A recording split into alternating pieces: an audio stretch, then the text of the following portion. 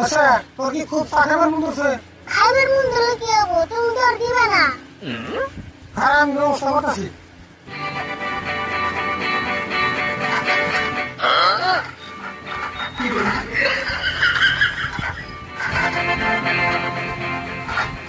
এই যে দেখ পুরোপুরি একটা চাইলো এটা খা। তুমি মানুষ নাকি গো? কে কিছে? তুমি মানুষের আইড আছে আমার কোন হিসেবে খাইবার চাও? কি করছ তুই? রাইট আছে ওকে। এখানে ফাঁকি নিজে খাই না ফিরে ভাড়ি করতেছে। এটা তুমি খাই নাই।